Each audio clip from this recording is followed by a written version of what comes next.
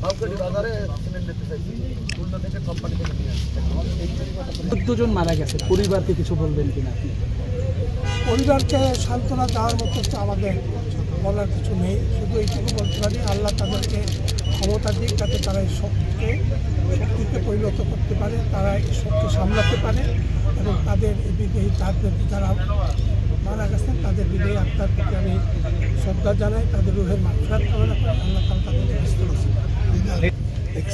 এইভাবে তো 4 লেন হয় না, 4 লেন করার কতগুলো প্রক্রিয়া আছে এবং আপনারা জানেন ইতিমধ্যে বরিশালে 4 লেন হওয়ার যে পরিকল্পনা সেটা বাস্তবায়ন হচ্ছে এবং মাদারীপুর থেকে সেটা বন্যদী হয়ে ক্রমান্বয়ে এগিয়ে আসছে এবং পর্যায়ক্রমে এটা 4 লেনও পরিণত হবে। সরকারের পক্ষ থেকে অলরেডি সহযোগিতা করা হয়েছে, ডিসি সাহেব অলরেডি ঘোষণা দিয়েছেন। এটা সরকারের একটা মানে পার্মানেন্ট নিয়ম আছে যে কোনো জায়গায় দুর্যোগ ব্যবস্থাপনার সব জায়গায় একটা ব্যবস্থাপনা আছে।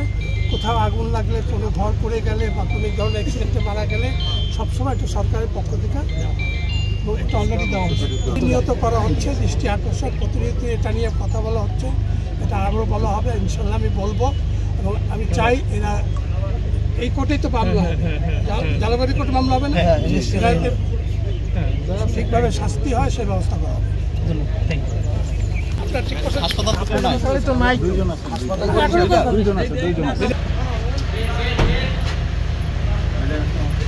আসসালামু আলাইকুম।